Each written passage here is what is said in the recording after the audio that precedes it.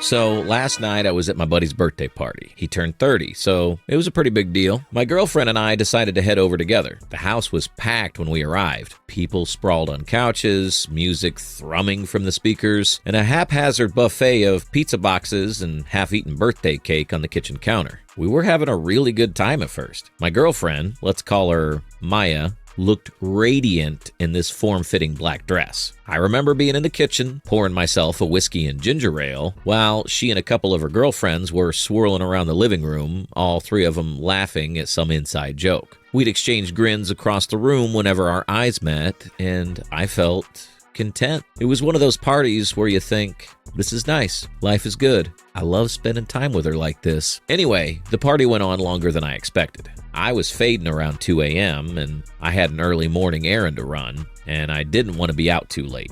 Maya insisted she was going to stay. It was going to be a mini sleepover, just her and two of her girlfriends from high school. So I told her goodnight, gave her a quick kiss, and slipped out the door. I remember seeing her, barefoot at that point, dancing around with a ridiculous grin on her face. A part of me wanted to stay, but I knew I couldn't handle the hangover the next day. I drove home, crashed into bed, woke up later that morning, and tried giving Maya a call, straight to voicemail. I wasn't too worried at first. Maybe she was sleeping in or her phone had died overnight. By early afternoon, though, I was starting to get a weird feeling. Whenever we have late nights, she usually pings me a text saying something like, "Hey, everything's good, can't wait to see you later," but there was absolutely nothing. By evening, my gut was churning. Still no text, no callback. I tried her phone again. No response. I left a couple messages, but each one felt more desperate than the last, which only made me cringe at myself. Eventually, one of Maya's girlfriends, someone I only know by her nickname, let's say D, sent me a text. At first, I was relieved to see her name pop up, thinking she was gonna assure me Maya was safe and just sleeping off a hangover. Instead, she sent me a photo.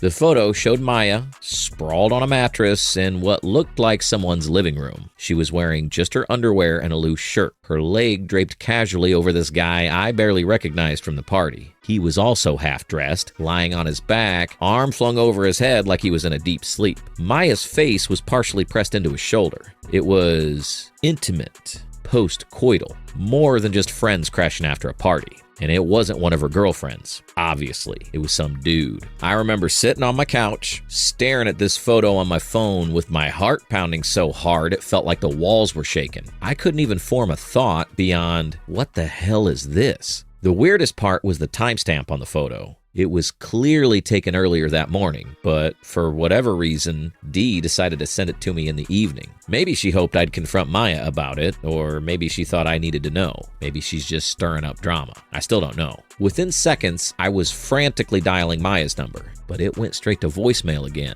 That's when I started calling around, trying to figure out who else had been at the party. If anyone had left with Maya, if something happened that could explain, I don't know, what I saw in that picture. Nobody really seemed to have solid information, just a bunch of, "I left at midnight," or "No, I didn't see anything." One of her other girlfriends told me they'd all been drinking well past 3 a.m., so maybe they just crashed wherever they could find space. But that image, that leg draped over him like they were a couple in bed. I reached out to Dee to ask where Maya ended up, but all I got was, "I don't know, she left afternoon," which doesn't add up with what another friend told me. I glanced through my call logs and realized I tried her number at least 8 times without any luck, but she's radio silent. I feel sick to my stomach. Her not responding, me getting the picture from her own friend, they feel like bad omens. Guess I'll just have to wait and see what happens next. It's not like I can burst into someone else's house demanding answers. Maybe Maya's phone really is dead and she's sleeping off the hangover. Maybe she left with her friend for breakfast and forgot to plug in her charger. I'm not exactly calm, but I'm also not tearing my hair out. For now, all I can do is keep my phone on, finish this slice of cake, and hope I can get some clarity before nightfall.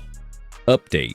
I woke up this morning still feeling unsettled about that photo of my girlfriend draped over some dude. I was honestly hoping that the weirdness would just fade, or that maybe I'd wake up to a message from her explaining it was all some misunderstanding. Instead, I got a phone call from the friend who'd hosted the party. He sounded pretty nervous, the way people do when they have to deliver terrible news they wish they didn't have to share. My gut dropped before he even told me what was up. Turns out his younger brother, who's only 19 by the way, had been bragging nonstop that he hooked up with my girlfriend, who's 29, for context. Apparently, he'd been telling everyone he could corner about how he scored with an older woman, which he seemed to think was the coolest thing ever. My friend said he tried shutting his brother down, but the kid wouldn't stop talking about it. He felt like he had no choice but to tell me, so at least I wouldn't be blindsided if someone else broke the news. I thanked him for letting me know, though I was shaking the whole time. It's one thing to get that weird photo. It's another to hear an actual rumor flying around that your girlfriend cheated on you, especially with someone 10 years younger. Right after we hang up, I just kind of stood there in my kitchen, staring at the countertop. My phone was still in my hand,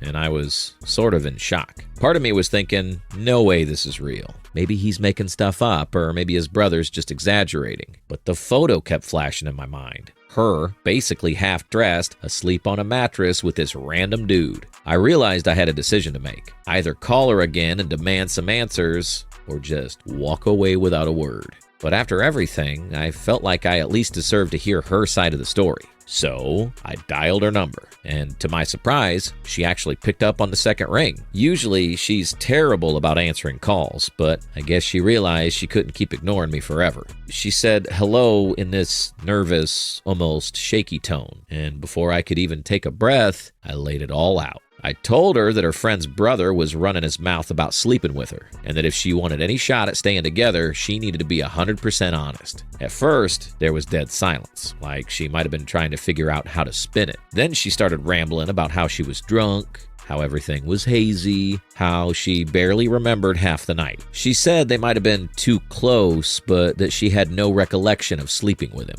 I wasn't letting her off the hook that easily. I reminded her I'd already seen a picture of him basically cuddled up and that her own friend had taken the photo. I said, look, everyone's saying you hooked up with him. If there's more to this than you're telling me, you need to say it. She hesitated, and that was a huge red flag. Finally, she admitted they made out for a bit, but insisted that's all it was. He was just flirting, and I was drunk, she said, but we stopped once I realized how it looked. Then she said something like, he's just a stupid kid, so what does it matter? I knew she was lying through her teeth at this point, but it didn't matter. I was already exhausted. I didn't even want to dig deeper because I knew every new detail would probably hurt worse. I told her straight up, we're done. Whether she was telling the truth about only making out or if she was lying to cover up something bigger, I just couldn't see us staying together. I'm not about to hang around waiting for more ugly surprises to surface. She started crying on the phone, saying she was sorry and that she never meant for this to happen. She asked me to just meet her in person and talk it out, but I told her I needed space. I was beyond angry, but I also felt this weird numbness settle in, like my brain wanted to protect me from feeling too much all at once. The conversation ended pretty quickly after that. I hung up without a proper goodbye, and a few seconds later, I saw her trying to call me back. I let it go to voicemail. Not long after, I started hearing from mutual friends. Some had apparently heard from her side. Others were just checking on me because they'd gotten word about the drama. Surprisingly, even a few of her close friends texted me. They were basically apologizing, saying they knew she was out of hand at the party but didn't realize it'd gone that far. One even said she felt guilty for not stepping in when she saw my girlfriend getting all flirty with a guy, not the guy she actually slept with. The support is actually helping me stay calm. So that's where things stand now. I'm still processing everything. Feels like it happened in the blink of an eye, going from a normal relationship to full-on betrayal. But at least I have clarity. I'd rather be single than stay in a relationship where I'm always going to wonder if the person I'm with is telling me the whole story or just feeding me a half version of the truth.